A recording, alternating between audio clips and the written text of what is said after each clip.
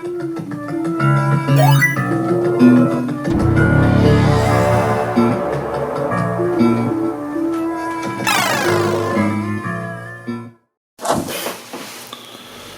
are you supposed to be? The human spider? Come on, it's 70 years. I've been the Spider-Man.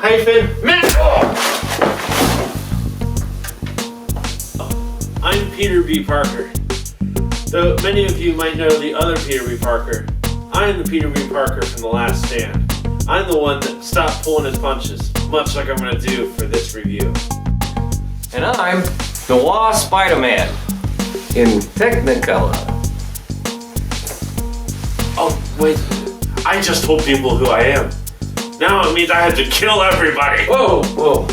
Easy there, sweetheart. There's other ways to deal with this. Well, luckily you're not the first Spider-Man in the entire multiverse to have identity issues, you know what I mean? Let's discuss the tale of Earth 616, No Way Home. Yeah?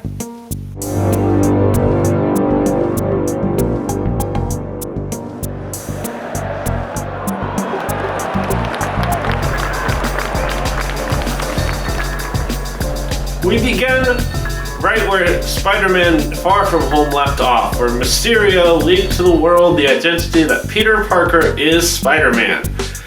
After it negatively affects his family and friends, Spider-Man consorts the help of Dr. Stephen Strange in an attempt to make a spell that will fix his life and all those he cares about. But due to some poor word choicing, the spell goes awry, and we start getting visitors from every single Spider-Man universe there is. Well, it seems to me it would save them a whole heck of a lot of time if they, if he just wished for Mysterio to be forgotten, as well as everything Mysterio ever said. Wait, he could have done that? What the?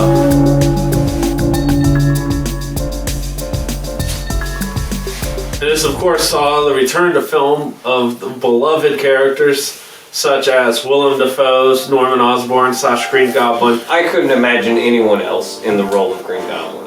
His face, in fact, the best creative choice that they made actually redeemed something from the Raimiverse for me, which was, don't put Willem Dafoe in a mask. He looks crazy enough as it is. Exactly. He's already perfect. And Alfred Molina returning as Doc Ock. Otto Octavius. Great to have him back for sure. Absolutely. We had Thomas Hayden Church reprising his role of Flint Marko and Sandman. Way more sand, not so much man. Yeah, This one. The same with Lizard Man. Way too many lizards. Not nearly enough man. Yes, exactly. It's just unfortunate because both of them are clearly very skilled actors, and throughout the first half of the film, they're their CGI animated counterparts. Yes. I mean, poor Reese Fonz, he went into the movie, losing the arms race. And of course we got the return of Jamie Foxx, or I should say the not-so-soft reboot of Jamie Foxx's Max Dillon / Electro. He's like a whole new man. He's got human skin and bones now. Yes, and he's not blue. He's no longer the bootleg Dr. Manhattan that we got in The Amazing Spider-Man 2. He's no longer the mentally unstable nerd that lives with his mother. Yeah, that was a little departure there. Yes, He's suddenly his cool Jamie Foxx self all over again. Yes, exactly. He was no longer anything except just Jamie Foxx with an arc reactor. Yeah. After trapping Doctor Strange in the Mirrorverse, he then seeks out to find cures for our 5 how most excellent it was to see Doctor Strange versus Spider-Man on the big screen. Yes. It was something I'd always wanted. Of course, they've got contrasting superpowers, and Doctor Strange is he's one of those heroes that he can pretty much do anything. You know what I mean? He can bend space and time. Except text and drive. Oh yeah. Ugh. sense of... Now, in the quest to cure all of the villains, Peter Parker takes all the villains to Happy Hogan's condo, where he then fixes Doc Ock's inhibitor chip, turning him back into the actually nice, kind scientist Otto Octavius. But it is right in the moments where he is about to cure Max Dillon and Norman Osborn. Norman Osborn then reverts back into his Green Goblin state, turning all the villains against Peter Parker, ensuing in a huge fight that unfortunately culminates in the loss of Peter Parker's Aunt May. I say, about the only thing colder than the Ohio winter is the fact that Willem Dafoe just laughing in Tom Holland's face as he's punching him. He suplexed him through the floor. He powerbombed him yeah.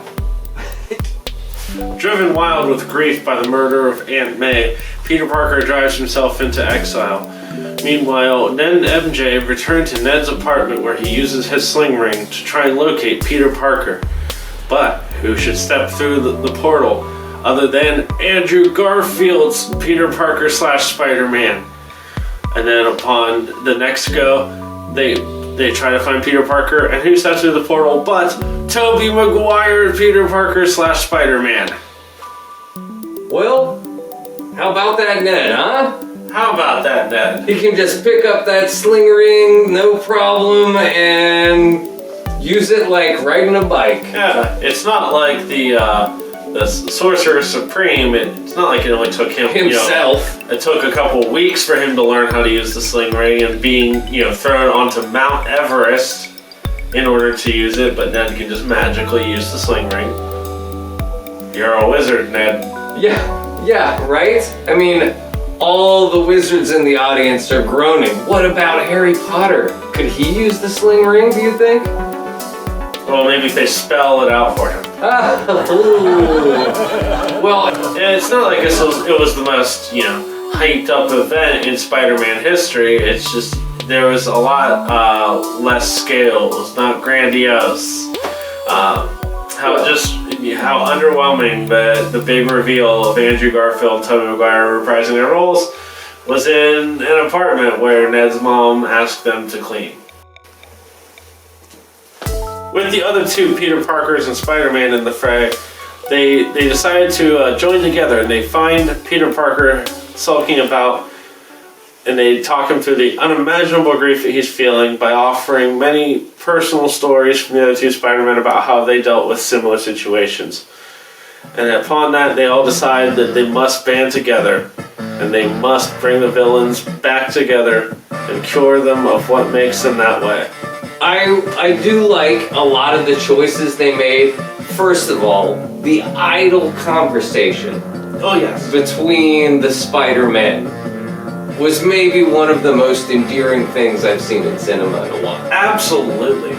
The chemistry that these three men had were phenomenal. I was going to say, Doc Ock came back to...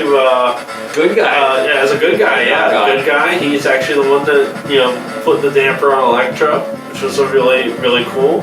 Yeah. I would say Sandman and Lizard, they had... We finally got to see them as actors. Instead of just CGI creatures. Yeah, the 5 seconds that were CGI'd. Yeah. But also great closure with Doc Ock and Tobey Maguire, or Alfred Molina and Tobey Maguire. Yeah. That was such a great scene. Yeah. Also, very great closure between Andrew Garfield and Jamie Foxx. Yeah.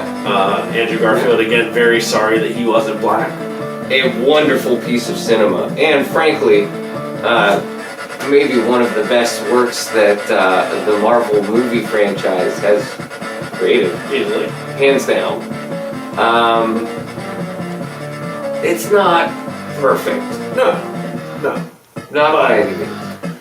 I'll say, we talked about many of the contrivances there, but at the same time, again, it's the best I've felt walking out of a movie theater in I can't even begin to tell you how long. Same. I can't even express. It was like walking on air. One of the only other things that really prevented me from truly appreciating the Tom Holland Spider-Man is, again, just how safe everything was about him. Yeah. he did not go through the loss, nearly as many of the losses. I mean, he lost Tony Stark. Yes. We are told he lost Uncle Ben off screen. We never did see that. Well, that is kind of an important part. Uncle Ben is a very important aspect in the life of Spider-Man. But It was for me. yes, so, mine too. But he never lost. Like, Toby lost Uncle Ben. He lost Harry Osborn. Andrew Garfield obviously lost Gwen. Yeah. But he also lost Uncle Ben. And Tom Holland, up until this point, really hadn't lost much. He lost Tony Stark. And then he, being the one that lost the least, ended up losing everything.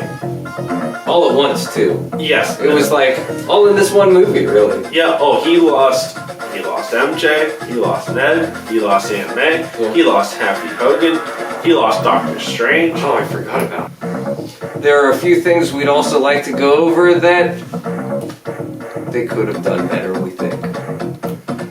One of which, I'll happily start, is the plot contrivances.